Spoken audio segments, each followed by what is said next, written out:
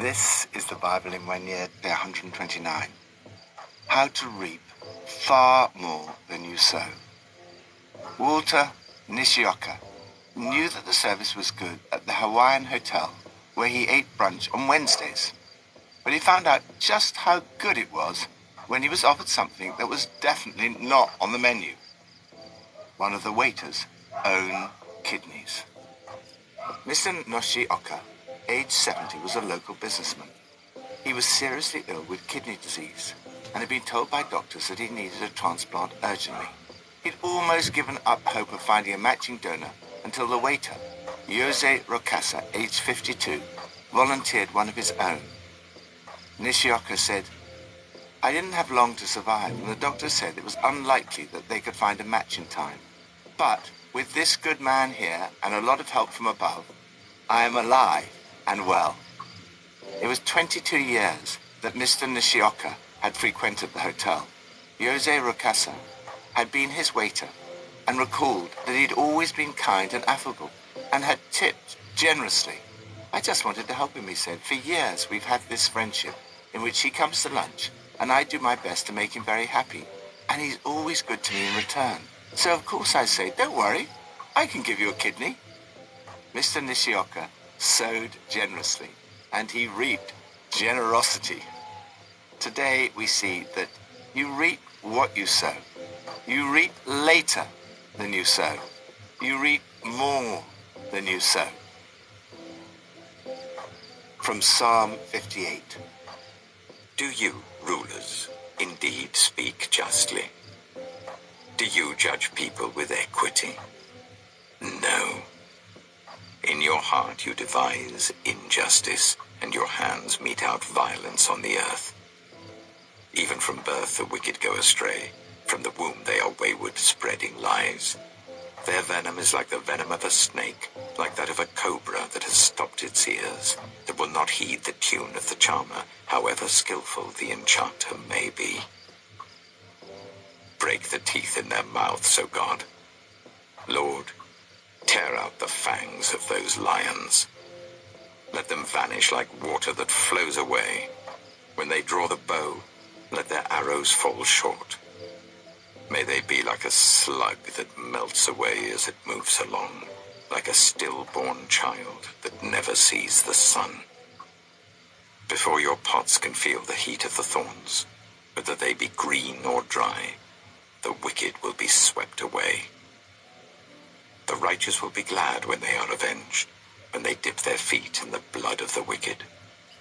Then people will say, surely the righteous still are rewarded. Surely there is a God who judges the earth. Sow justice. Hundreds of thousands of people, mainly women and children, are trafficked for sex every year in this almost unbelievably evil trade. There are millions trapped in modern-day slavery. Almost every day we read of atrocities carried out by ruthless tyrants and evil regimes. The psalmist speaks out against this kind of injustice. Is this any way to run a country? Is there an honest politician in the house? He cries out against rulers who do not speak justly, whose hearts devise injustice, and whose hands mete out violence. They are cauldrons of evil, doing deals with demons, and they speak out lies. They ignore the cries of those who desire justice, both humans and God himself, for they are like a cobra that has stopped its ears, that will not heed the tune of the charmer, however skillful the enchanter may be. Leadership is key in any society. A leader who sows injustice will reap terrible consequences. They're sowing poison. Their venom is like the venom of a snake. They create an unstable society and will eventually be swept away. When this happens, there will be great relief all round. They reap what they sow. Likewise, the righteous are rewarded. When we see this principle at work, we say, there is a God. Often, the reaping will happen a lot later than the sowing. Even if we have to wait until the final judgment, this psalm reminds us that justice will take place. God's judgment is a good thing. It stems from his love. God values each one of us so much that he cares how we treat one another. Ultimately, injustice will not triumph. Justice will prevail, and the righteous will be glad. Lord, help me to do everything I can to sow justice in this world. Help me to fight against injustice wherever I see it. New Testament from John chapter 6. Some time after this, Jesus crossed to the far shore of the Sea of Galilee, that is, the Sea of Tiberias. And a great crowd of people followed him because they saw the signs he had performed by healing those who were ill. Then Jesus went up on a mountainside and sat down with his disciples. The Jewish Passover festival was near. When Jesus looked up and saw a great crowd coming towards him, he said to Philip, "Where shall we buy bread for these people to eat?" He asked this only to test him, for he already had in mind what he was going to do.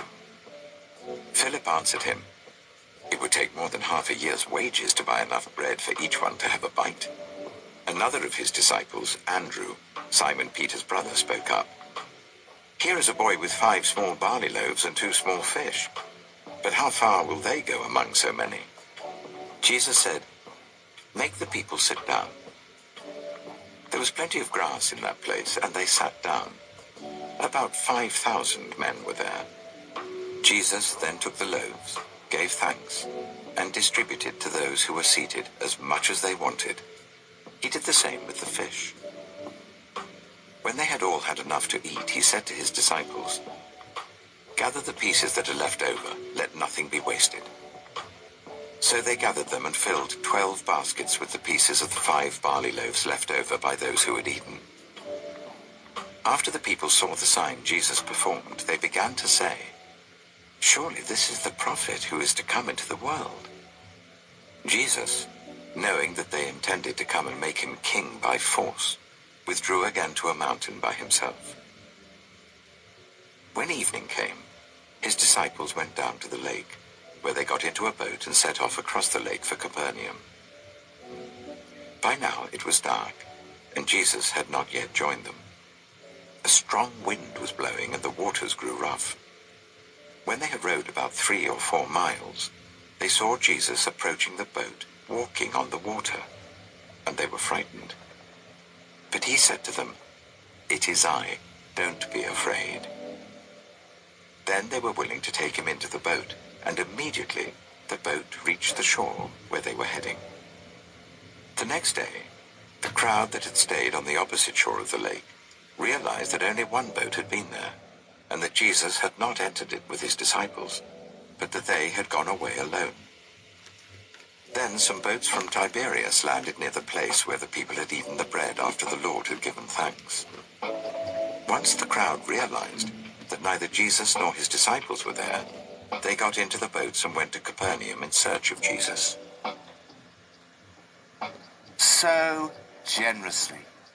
There are, of course, so many lessons to be learned from events in the life of Jesus. One of these is the principle that those who sow generously will also reap generously. Jesus looked up and saw a great crowd coming towards him. He said to Philip, "Where can we buy bread to feed these people?" He said this to stretch Philip's faith. Faith is like a muscle. It grows by stretching. In fact, although Jesus asked the question, he already had in mind what he was going to do. This shows that it's all right to ask questions to which you already know the answer. In fact, when I was practicing as a barrister, I was taught only to ask questions to which I already knew the answer. Philip answered him, 8 months' wages would not buy enough bread for each one to have a bite. Another of his disciples spoke up. "Here's a boy with 5 small barley loaves and 2 small fish. But how far will they go among so many?" This boy's act of generosity will never be forgotten. Jesus is able to do a lot with a little. The boy gave generously all that he had. It was not very much. It was like a drop in the bucket for a crowd like this. However, it multiplied in the hands of Jesus. At least 5,000 people were fed, and there was plenty left over. Jesus said, "Gather the pieces that are left over. Let nothing be wasted." If it needed a biblical basis, here's a biblical basis for not wasting food. always seems a terrible waste if food is thrown away unnecessarily. The world produces enough food to feed everyone. Yet, well over 500 million people are suffering from chronic undernourishment. At the same time, around a third of the food produced in the world for human consumption every year gets lost or wasted. Individually and corporately, we need to act urgently on Jesus' instruction. Let nothing be wasted. What you give to Jesus, he multiplies. The Apostle Paul wrote, "Remember this, whoever sows sparingly will also reap sparingly, and whoever sows generously will also reap generously."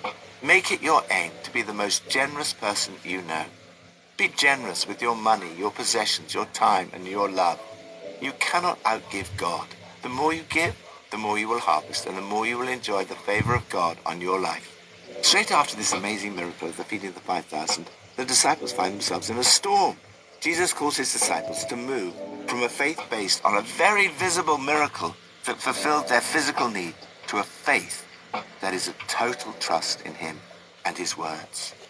Miraculously, Jesus walks on the water towards them. They were scared, senseless. Jesus says to them, "It's me. It's all right. Don't be afraid." Following Jesus is not always easy. There are storms and other challenges of life, but Jesus' presence with us is transformational. No wonder the crowd went in search of Jesus. Thank you, Jesus, that what I give to you, you multiply. Lord, help me to be generous with everything, with money, possessions, hospitality, and time. Old Testament, Judges 9.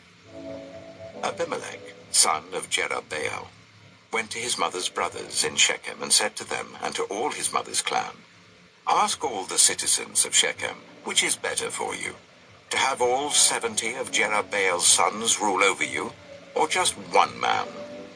Remember, I am your flesh and blood." When the brothers repeated all this to the citizens of Shechem, they were inclined to follow Abimelech, for they said, "He is related to us." They gave him 70 shekels of silver from the temple of Baal-berith, and Abimelech used it to hire reckless scoundrels who became his followers. He went to his father's home in Ophrah, and on one stone murdered his 70 brothers, the sons of Jerubbaal. But Jotham, the youngest son of Jerubbaal, escaped by hiding. Then all the citizens of Shechem and Beth Millo gathered beside the great tree at the pillar in Shechem to crown Abimelech king. When Jotham was told about this, he climbed up on the top of Mount Gerizim and shouted to them, "Listen to me, citizens of Shechem, so that God may listen to you." One day the trees went out to anoint a king for themselves. They said to the olive tree, "Be our king." But the olive tree answered, "Should I give up my oil, by which both gods and humans are honored, to hold sway over the trees?" Next, the trees said to the fig tree, "Come and be our king." But the fig tree replied, "Should I give up my fruit so good and sweet, to hold sway over the trees?" Then the trees said to the vine, "Come and be our king." But the vine answered, "Should I give up my wine, which cheers both gods and humans, to hold sway over the trees?" Finally, all the trees said to the thorn bush, "Come and be our king." The thorn bush said to the trees, "If you really want to anoint me king over you, come and take refuge in my shade. But if not, then let fire come out of the thorn bush and consume the cedars of Lebanon." Have you acted honorably and in good faith by making Abimelech king? Have you been fair to Jerubbaal and his family? Have you treated him as he deserves? Remember that my father fought for you and risked his life to rescue you from the hand of Midian. But today you have revolted against my father's family. You have murdered his 70 sons on a single stone, and have made Abimelech, the son of his female slave, king over the citizens of Shechem because he is related to you. So have you acted honorably and in good faith towards Zerubbaal and his family today. If you have, may Abimelech be your joy, and may you be his too.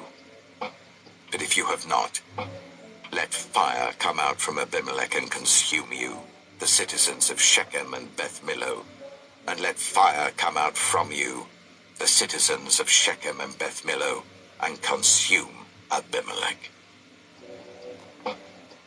Then Jotham fled, escaping to Beer, and he lived there because he was afraid of his brother Abimelech. After Abimelech had governed Israel for 3 years, God stirred up animosity between Abimelech and the citizens of Shechem, so that they acted treacherously against Abimelech. God did this in order that the crime against Jerubbaal's 70 sons, the shedding of their blood, might be avenged on their brother Abimelech, and on the citizens of Shechem, who had helped him murder his brothers. In opposition to him, these citizens of Shechem set men on the hilltops to ambush and rob everyone who passed by, and this was reported to Abimelech. Now Gaal, son of Ebed, moved with his clan into Shechem, and its citizens put their confidence in him.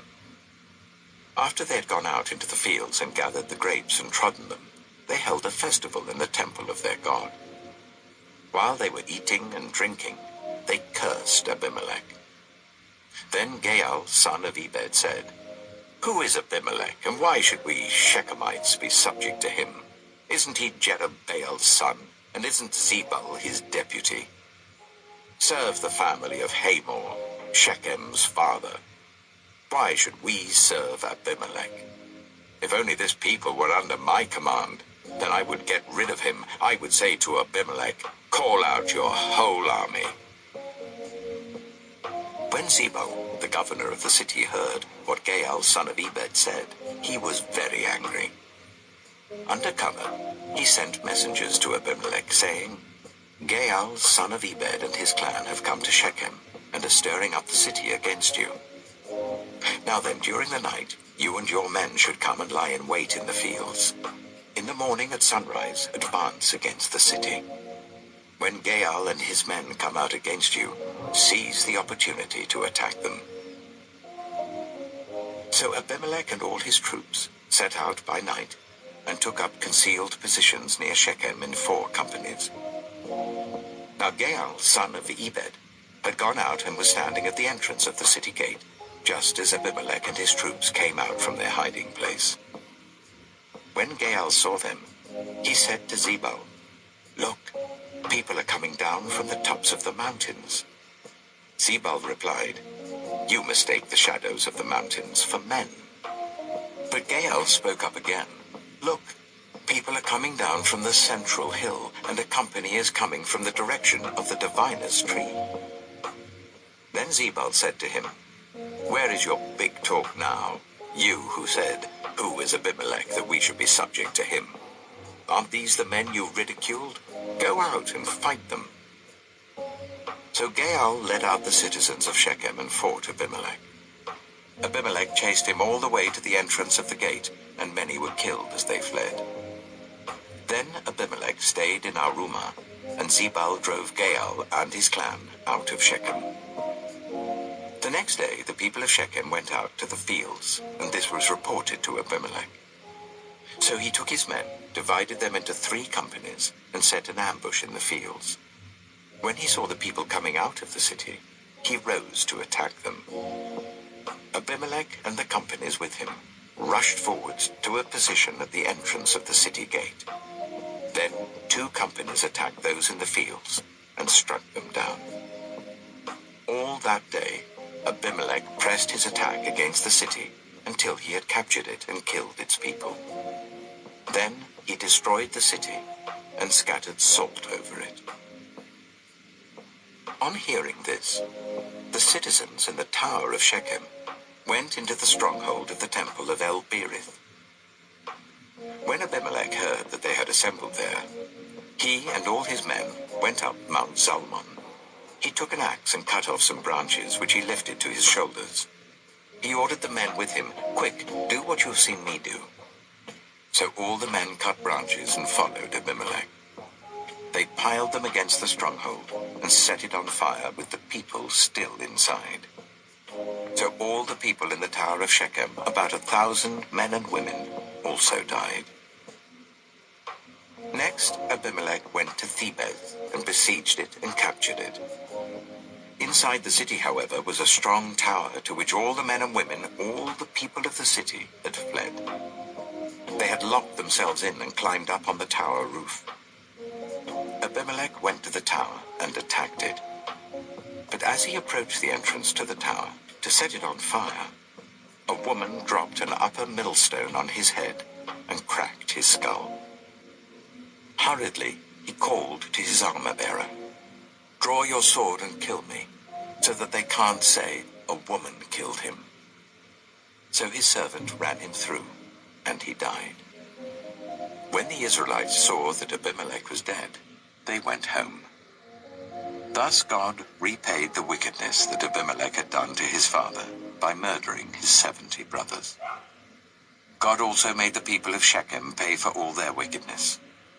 The curse of Jotham, son of Jerubbaal, came on them. So, loyalty. I have noticed over the years how those who sow loyalty to their leaders reap a high degree of loyalty when they themselves come into positions of leadership. On the other hand, those who refuse to come under another's leadership and who stir up trouble invariably reap the same attitude of disloyalty if they themselves come into a position of leadership.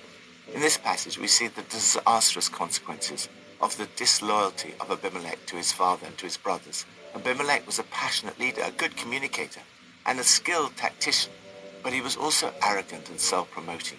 He wanted no rivals. Abimelech sowed violence. He hired some reckless riffraff soldiers and killed his half-brothers, 70 men.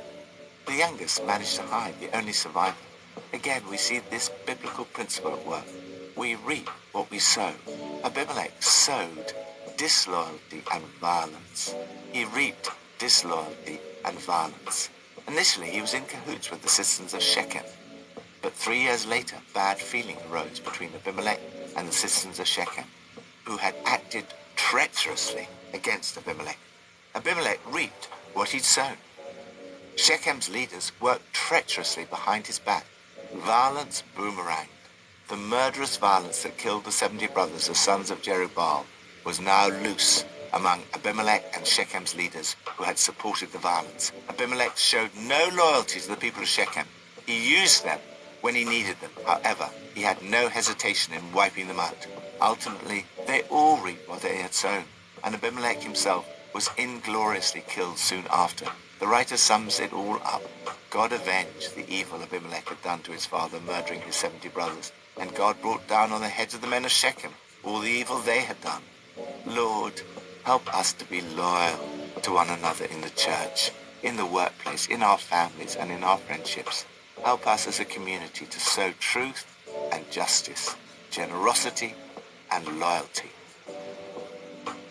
Pippa adds, Judges 9, verse 1 to 57. How sad to see the destruction of Gideon's family. I think he needs to have read the marriage book and the parenting book by Nikki and Cilla Lee, and to have concentrated a bit more in these areas. Families are a huge blessing, and at times challenging and exhausting. The busyness of life pulls us in every direction, but investing in our families is our God-given responsibility and is a source of abundant joy.